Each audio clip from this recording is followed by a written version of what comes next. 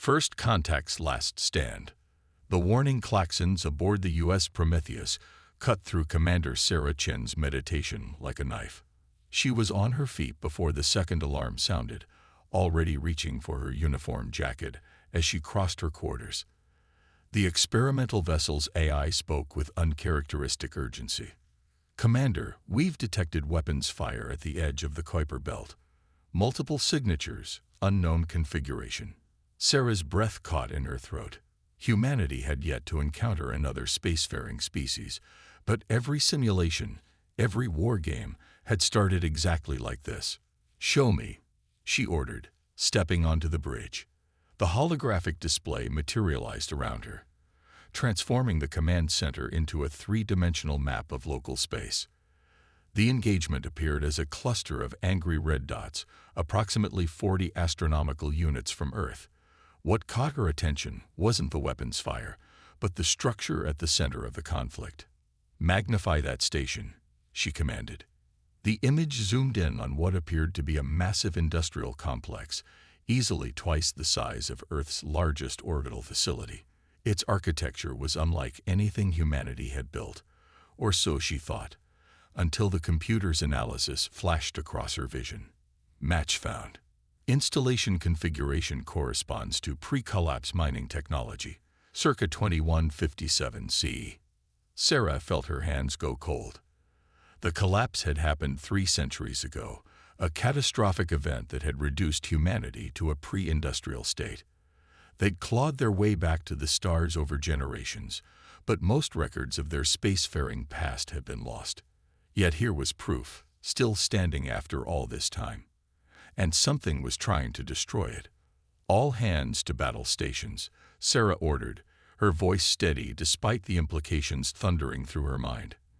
"Navigation, plot and intercept course. Tactical, begin passive scans of the attacking vessels. I want to know what we're dealing with before we announce ourselves." The Prometheus, humanity's first faster-than-light capable warship in 3 centuries, moved with deliberate grace through the void.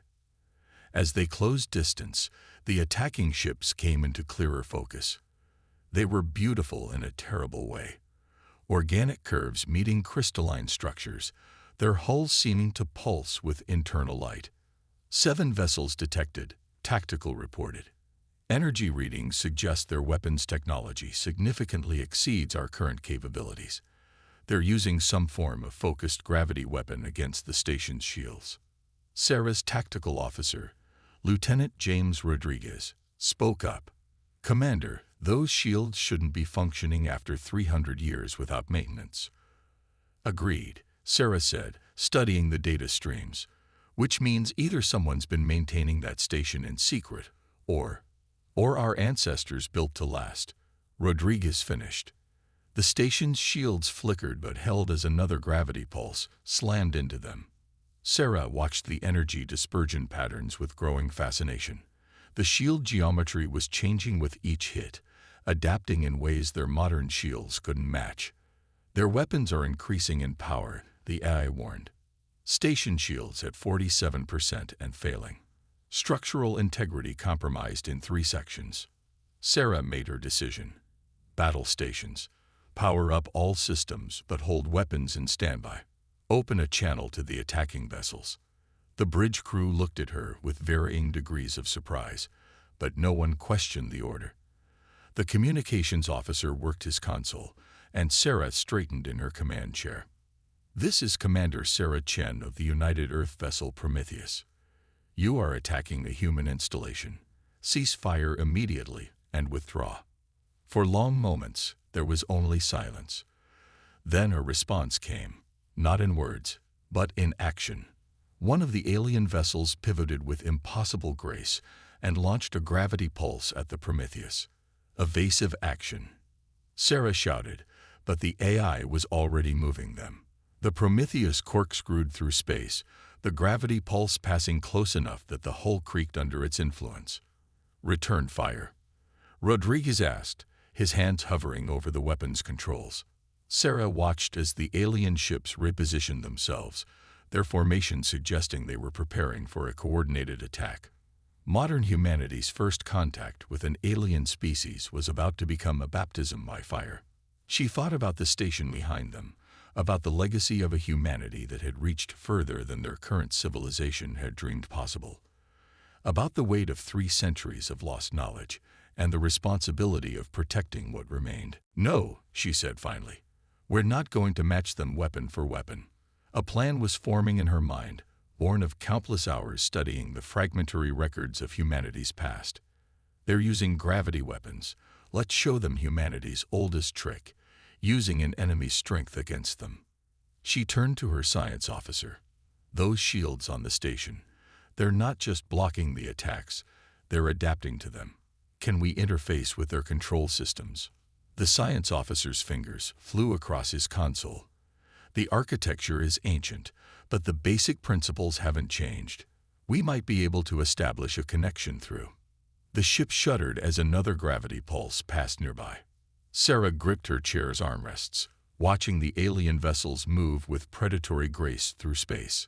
They were toying with the Prometheus, testing its capabilities. They didn't realize they were about to teach humanity's newest warship how to use their own weapons against them. "Whatever we're going to do," Rodriguez said, eyes locked on the tactical display, "we better do it fast. They're forming up for another attack run." Sarah nodded, her mind racing through possibilities. Their ancestors had built that station to last centuries without maintenance.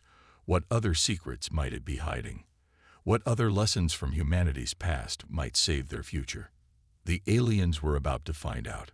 The weight of memory. The ancient station's systems responded to Sarah's commands like a long-dormant creature awakening from hibernation. As her science team worked to interface with its control systems, fragments of data streamed across their screens.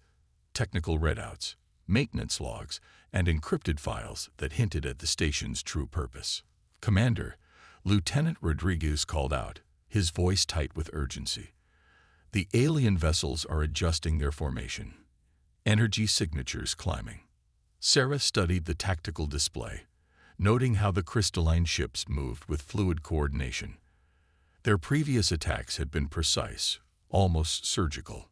Now they were positioning themselves for something far more devastating.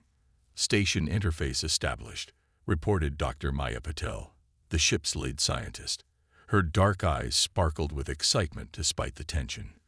"Commander, you need to see this. The station's not just a mining facility. It's part of a network. There are dozens more scattered throughout the solar system, all connected through some kind of quantum entanglement system." A new hologram materialized, showing the web of interconnected points stretching from Mercury's orbit to the Kuiper Belt.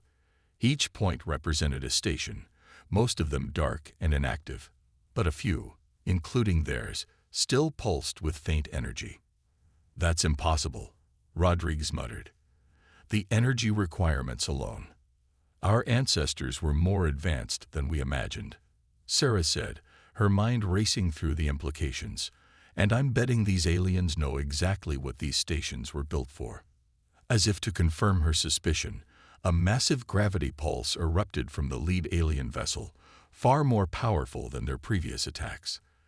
The station's shields flared brilliant blue, absorbing the impact, but something else happened, something that made Sarah lean forward in her chair. "Did you see that?" she demanded. "The shield geometry. It's not just adapting anymore. It's learning." Dr. Patel's fingers flew across her console. "The station's quantum processors are orders of magnitude more sophisticated than anything we have. They're not just defending against the attacks. They're analyzing the underlying principles of the aliens' gravity weapons." Another blast rocked the station, and this time Sarah saw it clearly. The shields weren't just deflecting the energy. They were storing it, channeling it through pathways that seemed to extend beyond the station itself. "The network," she breathed. "It's all connected. Maya, can you access the station's historical records? I need to know what we're sitting on." The science officer dove deeper into the station's databases, but before she could report her findings, a new threat emerged. 3 more alien vessels materialized from FTL, their crystalline hulls gleaming in the distant sunlight. "They're charging weapons," Rodriguez reported grimly. Sarah made a decision. "Maya, forget the historical records. Focus on the shield systems. If they can learn from these attacks, maybe they can teach us how to fight back." The next few minutes were a dance of light and gravity. The alien vessels launched coordinated strikes, their gravity weapons distorting space itself. The ancient station's shields absorbed each blast, their patterns growing more complex, more purposeful. Then Dr. Patel shouted, "Commander, I found something in the active memory banks. It's a message. Audio only, dated just before the collapse." Sarah nodded. "Play it." A voice filled the bridge, distorted by centuries of digital decay, but still clear enough to understand. "To whoever finds this station, you've discovered humanity's last defense. The architects are coming. They'll try to reshape our worlds, our space, to match their vision of perfect order. These stations are our answer. Study how they fight. Learn their methods. The network will show you the way." The message ended, leaving the bridge in stunned silence. Sarah looked at the alien ships, their crystalline beauty taking on a new, more ominous meaning. "The architects," she said softly. "That's what they are. They're not destroying these stations. They're trying to prevent us from remembering how to fight them." A new alert flashed across the tactical display. The alien vessels were moving into a new formation, their hulls beginning to resonate in perfect harmony. Whatever they were planning, it would happen soon. But Sarah wasn't watching the aliens anymore. Her attention was fixed on the network map, where more stations were beginning to show signs of activity. The quantum entanglement network was awakening, responding to some program or protocol that had laid dormant for 3 centuries. "Maya," she said, not taking her eyes off the display, "I need you to tell me everything about how these stations are connected. And Rodriguez, plot me a course to the nearest active node. If this is humanity's last defense, it's time we remembered how to use it." The alien vessels began to pulse with energy, their crystalline structures amplifying their gravity weapons to devastating levels. But as their attack built to its crescendo, Sarah noticed something else, a subtle vibration running through the Prometheus's hull, a resonance that seemed to echo the very fabric of space-time. The ancient station was no longer just learning. It was ready to teach. Echoes of Earth. The Prometheus shuddered as it moved through distorted space, navigating between the gravity wells created by the architect's weapons. Sarah watched the tactical display with growing concern as 3 of the crystalline ships broke formation to pursue them, leaving the others to continue their assault on the original station. "Status of the quantum network?" she asked, her voice steady despite the gravitational forces pulling at her body. Dr. Patel's response was interrupted by another tremor running through the ship. 5 more stations are showing signs of activity. The network is becoming more stable with each new node that comes online. "But Commander," she hesitated, "there's something else. The data patterns we're seeing, they're not just defensive protocols." "Explain," Sarah ordered, as Rodriguez executed another evasive maneuver. "The stations aren't just sharing information about the architect's weapons. They're sharing memories, technological data, historical records, cultural archives. Everything humanity knew before the collapse. It's like they were designed to be a backup of our civilization." A direct hit from a gravity weapon sent warning lights flashing across every console. The Prometheus's modern shields held, but barely. "Shields at 32%, the AI reported. Hull stress approaching critical levels." Sarah made a quick decision. "Maya, forget the historical data for now. Focus on those weapon signatures." The first station was learning from their attacks. What did it learn? The science officer's fingers flew across her console, correlating data from the quantum network. The architect's weapons, they're not just projecting gravity fields. They're manipulating the underlying structure of space-time itself. Each blast creates a localized distortion that. Her eyes widened. "Commander, I think I know why these stations were built in these specific locations." Before she could elaborate, the tactical display lit up with new warnings. The pursuing architect vessels had synchronized their weapons, creating a massive gravitational shear that threatened to tear the Prometheus apart. Emergency maneuvers, Sarah ordered, but Rodriguez was already moving. The ship dove down relative to the solar system's orbital plane, using the natural gravity well of a nearby dwarf planet to slingshot away from the attack. "We can't keep this up," Rodriguez warned. "Even if our shields hold, the structural integrity." "Look," Dr. Patil interrupted, pointing to her display. The network map had changed. The active stations were no longer just points of light. They were nodes in a complex geometric pattern that sprawled across three-dimensional space. Sarah studied the pattern, her mind racing. They're not random positions. The stations, they're creating some kind of framework. "Not creating," Maya corrected, her voice filled with awe. "They're revealing something that was already here. Commander, these stations aren't weapons, they're markers. They're showing us the natural stress points in local spacetime." Understanding dawned on Sarah's face. The places where reality is thinnest, where it would be easiest to reshape space itself, Maya finished, just like the architects do, but on a much larger scale. Another gravity blast rocked the ship. The pursuing vessels were closing fast, their crystalline hulls pulsing with energy, but Sarah barely noticed. Her attention was fixed on the network map, on the pattern that was emerging as more stations came online. "How many active nodes do we need?" she asked. Maya checked her calculations. 7 for minimal coverage, 12 for optimal effect. "We have 8 online now, but plot a course to the nearest inactive station," Sarah ordered. "Rodriguez, prepare for high-G maneuvers. Maya, start feeding the weapon data from the first station into our tactical systems. If we're going to wake these stations up, we need to survive long enough to reach them."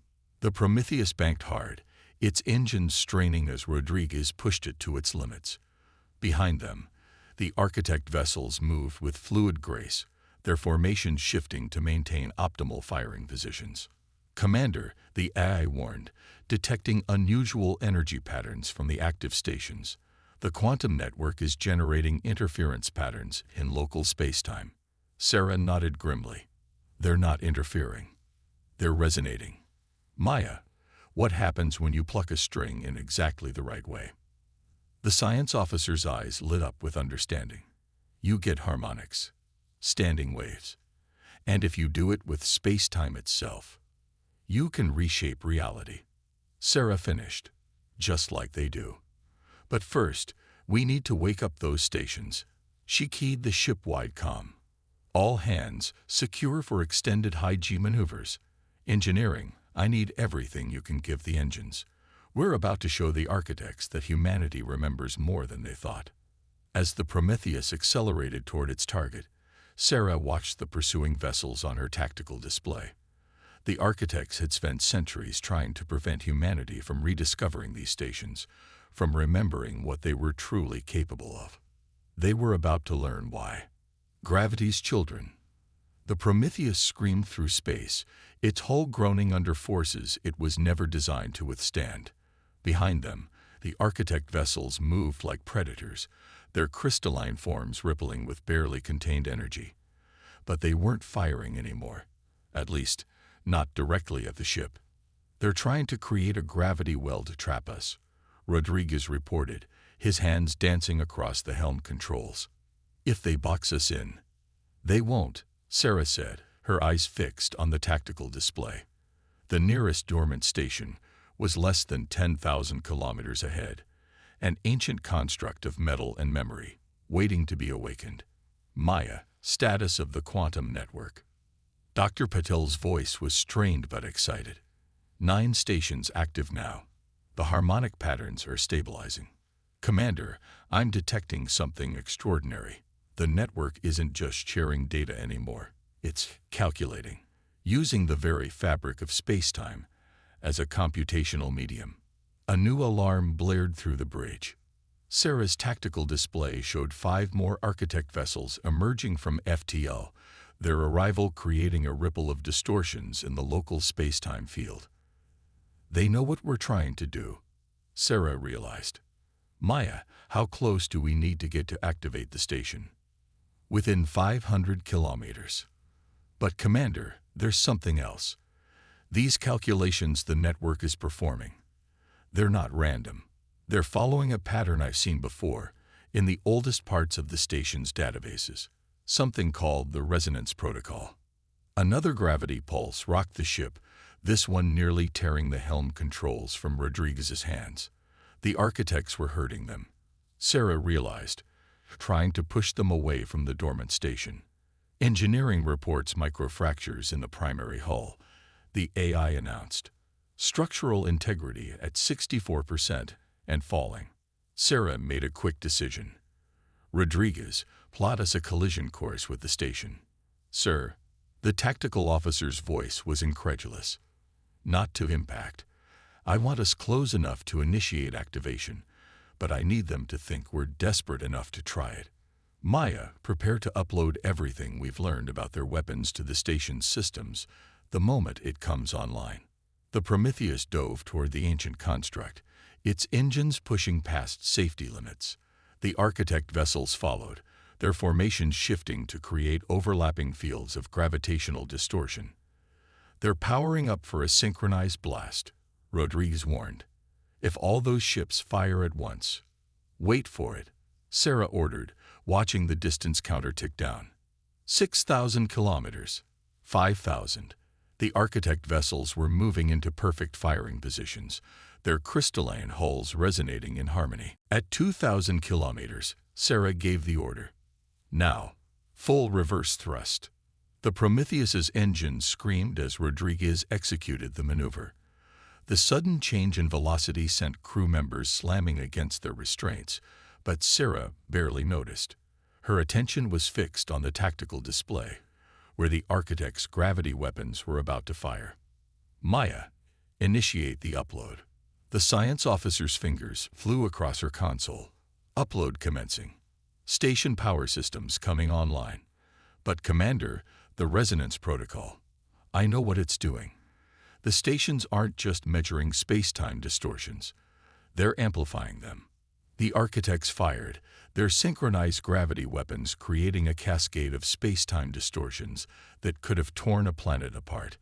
But instead of hitting the Prometheus, the energy washed over the dormant station. For a moment, nothing happened. Then the station's ancient systems surged to life, its quantum processors absorbing and analyzing the attack just as the first station had done. But this time, something was different. The network. Maya exclaimed. All the active stations, they're synchronizing with the attack frequency. The harmonic patterns are. She never finished her sentence. Space itself seemed to shudder as the stations responded, not just deflecting the architect's attack, but amplifying it, channeling it through the quantum network in ways that defied conventional physics. The tactical display exploded with new data as reality rippled around them. The architect vessels, for the first time, showed signs of confusion. Their perfect formations wavered as their own gravity weapons were turned against them, amplified and reflected through the geometric pattern created by the ancient stations. That's what the resonance protocol does, Sarah breathed, watching as space itself bent and folded around the alien ships. It doesn't just defend against their weapons, it uses them as a template. The more power they put into their attacks, the more we have to use against them, Maya finished. The stations aren't just defensive platforms. They're a gravity lens focusing and redirecting the very forces the architects use to reshape reality. The crystalline ships began to retreat, their hulls vibrating with discordant energies as the amplified gravity waves washed over them. But Sarah wasn't done. How many stations are active now? 11, Maya reported. One more for optimal coverage. Sarah allowed herself a grim smile. Plot a course to the final station. It's time to show the architects what humanity remembered to forget. What stars remember? The void between worlds erupted with impossible energies as the Prometheus raced toward the final station. The architects had abandoned their earlier precision, unleashing the full fury of their gravity weapons in desperate attempts to stop humanity from completing the network. Multiple gravity distortions forming, Rodriguez reported, his voice tense. They're trying to create a maze of spatial distortions around the station. Sarah watched as space itself writhed and twisted, the architect's weapons turning the vacuum into a labyrinth of gravitational anomalies. But something had changed in their attacks. There was a frantic quality to them now, an almost palpable fear. They're not trying to destroy us anymore, Maya observed, studying the sensor readings. They're trying to contain us. Commander, I'm detecting massive power buildups in their fleet. I think they're preparing to initiate some kind of large-scale space-time manipulation. They're going to try to seal off this entire sector of space, Sarah realized. Trap us in a bubble of distorted reality before we can activate the last station. She keyed her comm. Engineering, status of structural integrity. Hull stress at critical levels, came the response. We've got maybe 2 more high-G maneuvers before something gives. Sarah nodded grimly. That'll have to be enough. Maya, what's the status of the resonance protocol? The network is evolving. Each station we activate adds new dimensions to the computational matrix. The quantum processors aren't just sharing data anymore. They're creating new mathematical models of spacetime itself. Commander, I think I understand what our ancestors were building. Another gravity wave slammed into the ship, sending cascades of warning lights across every console. But Sarah noticed something. The impact wasn't as severe as it should have been. The network, she said. It's not just reflecting their attacks anymore. It's predicting them, compensating before they even hit us. Maya's eyes lit up with understanding. The architects reshape reality by imposing their will on spacetime. But the stations, they're learning the underlying language of reality itself. Every attack teaches them more about how the universe really works. A new alert flashed across the tactical display. The architect vessels were moving into a spherical formation, their crystalline hulls resonating in perfect harmony. Energy buildup reaching critical levels. Rodriguez warned, whatever they're planning, it's going to happen soon. Sarah studied the tactical display, her mind racing. The final station was still 5,000 kilometers away, protected by a maze of spatial distortions that would tear the Prometheus apart if they tried to navigate through them. Then she saw it, a pattern in the chaos, a rhythm to the way the architects were manipulating space. Maya, upload everything we have on their current attack pattern to the network. Rodriguez, plot us a course through the distortions, but don't engage yet. She took a deep breath. Let me tell you what I see. The architects, for all their power, are afraid. Not of our weapons, not of our ships, but of what these stations represent. Which is what? Rodriguez asked, his hands hovering over the helm controls. Understanding, Sarah replied. They reshape reality through brute force, imposing their will on spacetime. But humanity, we built these stations to learn, to understand the fundamental laws that even the architects have to obey. As if in response to her words, the quantum network pulsed with new energy. The active stations began to resonate in harmony, their frequencies matching and amplifying each other.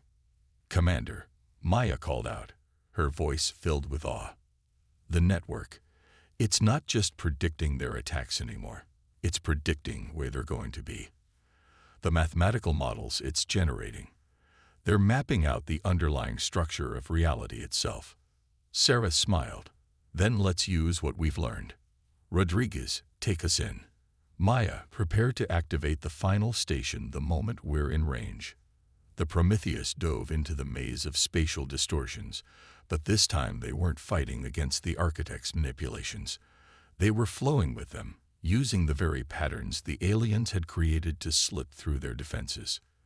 The architect vessels fired, their synchronized gravity weapons reaching out to trap the human ship in a bubble of distorted spacetime. But the network was ready. The active stations pulsed in sequence, their quantum processors working in perfect harmony to unravel the very forces the architects were trying to wield. Final approach, Rodriguez announced. Station in range in 3, 2. The architects made their last desperate move. Their fleet commanders must have realized what was about to happen, because every ship unleashed its full power at once, trying to create a permanent dimensional seal around the entire region. But they were too late. Maya's fingers flew across her console. Station activating. Quantum synchronization established. Resonance protocol at full power. Space itself seemed to hold its breath as the final station came online. The network was complete. 11 points of light became 12, and the geometric pattern they formed lit up with impossible energies. The architects' attack didn't just fail. It became part of humanity's defense. The stations absorbed the massive gravity wave and channeled it through their quantum network, using it to stabilize the very mathematical models they had been building. On the tactical display, Sarah watched as reality itself seemed to crystallize around the architect vessels. They weren't trapped in a bubble of distorted space-time. They were locked in a framework of pure mathematics, their own understanding of reality turned against them. "What's happening to them?"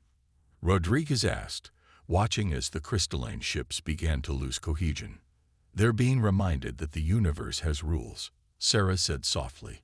"Rules that even they have to follow." "Maya, status of the network." The science officer's voice was filled with wonder. It's beautiful, Commander. The stations aren't just defending us anymore. They're teaching us.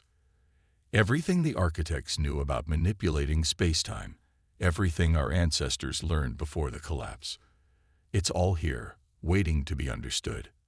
Sarah watched as the architect vessels retreated, their once perfect forms now fractured and unstable. They had come expecting to find primitives who had forgotten their own history. Instead, they had found something far more dangerous. Humans who remembered not just how to fight, but how to learn. "Send a message to Earth," she ordered. Tell them we remember now, and we're ready to start building again." The quantum network hummed with potential, its stations glowing like new stars in the void. Humanity had not just recovered its past, it had discovered a new future, written in the very fabric of space-time itself. And somewhere in the vast darkness between the stars, the architects learned what so many others had learned before, that humanity's greatest weapon was never their technology, but their relentless drive to understand, to adapt, and to grow. The stars would remember this day, and so would humanity.